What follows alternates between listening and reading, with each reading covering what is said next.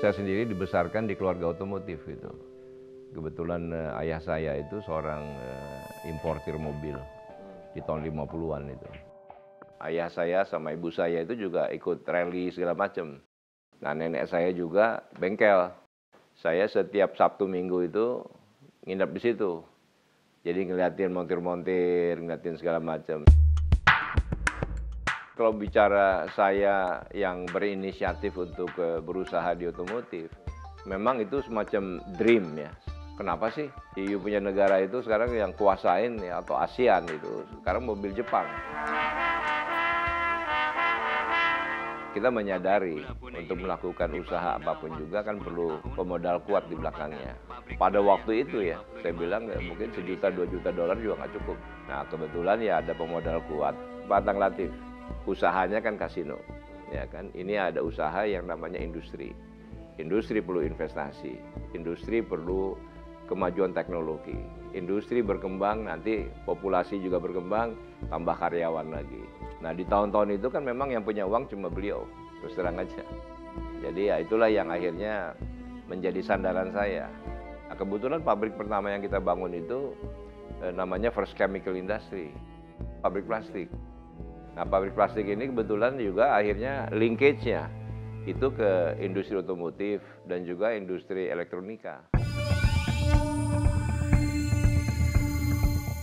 Di tahun 75 akhir itu pembuat motor Suzuki itu dalam keadaan ekonomi yang sulit gitu, keadaan keuangannya, sehingga waktu itu kolaps dan menawarkan ke kelompok kita. Nah, jadi kita mengambil alih, sebetulnya sederhana aja. Kalau kita berbuat sesuatu, bangun apapun juga, pasti nomor satu, filosofi kita itu adalah yang dibutuhkan oleh manusia. Pengangkutan menjadi kebutuhan esensial. Suatu waktu kita akan maju. Waktu kita ambil alih kan dalam keadaan ya itu kan cuma bisnis intuisi aja. Tanpa mengetahui problematiknya, tanpa mengetahui bahwa ini akan menjadi padat modal, segala macam. Kita nggak ngerti. Buat kita paling mengejutkan, pas kita masuk itu, pemerintah keluarkan yang namanya semacam master plan di industri otomotif. Yang tadinya motor, ya sebelum tahun 76 masih bisa misalnya tinggal impor CKD, ya kan, tinggal bengkel kecil juga bisa merakit sepeda motor. Nah, itu akhirnya dia bilang nggak bisa begitu lagi. Sepeda motor ini harus dibuat di dalam negeri dengan program tahun per tahun gitu. Nah, ini jadi masalah buat kita. Wah, kalau begitu, ini kita mesti ada penunjang industrinya.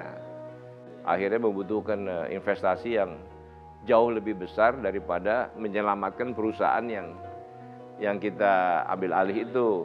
Nggak taunya bukannya cuma ngurusin yang kita ambil alih dengan segala macam kewajiban, menyelesaikan utang, segala macam. Tapi ada investasi baru.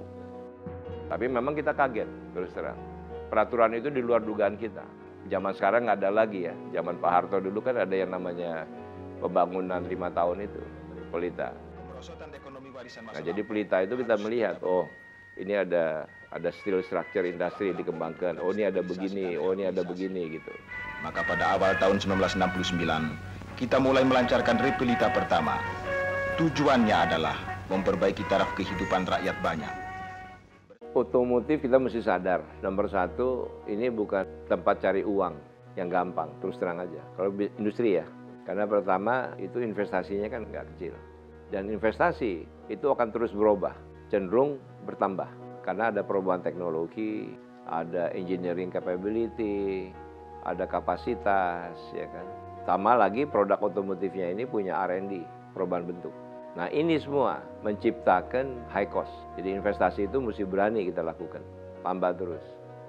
Kalau distribusi lain, distribusi jual berapa, ya untung berapa, nggak ada investasi kan. Investasi cuma bangun showroom aja. Ya kalau dulu kan sebagai ATPM, kita mayoritas segala macam, semuanya juga kita bisa tentukan sendiri. Jadi kalau bicara Indomobil dengan kelompok usahanya menjadi besar, ya itu kan ya artinya kan kita sukses. Industri otomotif yang saya ngalamin, saya nggak perlu dekat sama pemerintah. Karena yang saya perlu deketin adalah masyarakat, konsumen. How to sell the product, itu lebih berharga buat saya dekatin daripada saya dekat sama pemerintah. Saya nggak mau pusing dekat dengan pemerintah, terus terang aja. Saya mungkin termasuk yang nggak terlampau dekat. Walaupun itu semua teman-teman gitu ya, tapi kita nggak pernah bisik-bisik lah, mau inilah, mau itu, nggak ada gunanya.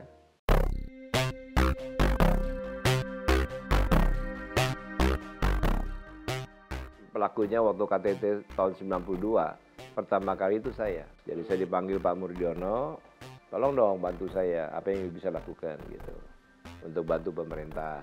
Pinjemin mobil deh, paling nggak begitu. Saya bilang mobil apa Pak yang mau dipinjemin? Ya kan you bikin Volvo segala macam. Volvo produksinya cuma 20-30. Saya suruh nyediain 110 negara, kepala negara sama rombongannya. Mungkin butuhnya setiap kepala negara, setahu saya secara protokol itu 10. Mobil siapa Pak, nenek moyang? Dia bilang, kalau ke sahabat saya kan Pak Mur, dia ketawa aja. Jadi gimana caranya? Ya udah coba panggil deh. Sama-sama panggil tuh Pak Yusuf, bosnya Mercy misalnya. Saya mewakili Indomobil, kita duduk sama-sama. Kan waktu itu kan mobil bail up itu kan nggak ada. Izinnya udah nggak boleh sejak tahun 76. Nah nomor 1 saya bilang, buka peraturan yang nggak boleh mengimpor bail up, itu diizinkan agen tunggal untuk mengimpor bail up. Hanya untuk khusus ini. Dengan segala macam kewajiban. Biaya masuknya, pajaknya, segala macam. Kita bersedia bayar. Gitu. Jadi negara nggak akan dirugikan dan negara akan diuntungkan dengan kita berikan pinjaman gratis. Nah sudah selesai dipakai, mobil ini siap untuk dijual, boleh. Makanya nggak murah. Tapi waktu itu karena nggak ada mobil mewah yang sempat masuk sejak tahun 76. Waktu ini masuk mobil, semua orang berebut mau beli. Itu bedanya. Jadi semuanya udah dibook. Saya aja beli ini. Saya beli, yang saya beli itu sengaja dipakai sama Yasser Arafat. Setiap anak didik tidak hanya dibekali pengetahuan, tapi juga keterampilan. Oleh sebab itu, Presiden mengajak pemuda-pemuda memasuki sekolah kejuruan sesuai dengan bakatnya masing-masing.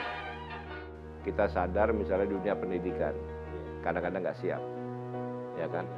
Ya nggak siap untuk bisa menjadi support tenaga kerja kita. Nah itu yang akhirnya kita pikirkan gimana kita bikin yang namanya semacam sentra pendidikan otomotif. Jadi ini yang sebetulnya menjadi pekerjaan rumah kita. Ini yang tentunya ya kita sih mengharapkan kalau yang namanya private enterprise ya, dunia usaha. Sekarang dunia usaha kan bisa berbuat banyak.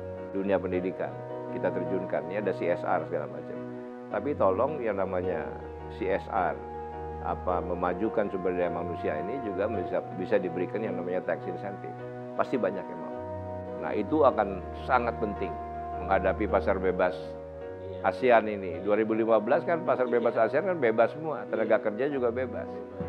Apalagi dengan gonjang-ganjing yang terjadi sekarang kan.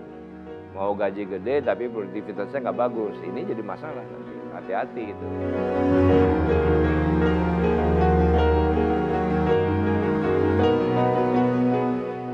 Namanya otomotif itu kalau pabriknya di atas itu piramidal. Ya, jadi ada layer kedua, ada yang ketiga. Ini yang saya harapkan supaya pemerintah itu bisa membuat aturan di mana layer kedua, ketiga kalau bisa itu pengusaha nasional. Jadi yang bikin komponen itu supaya pengusaha nasional.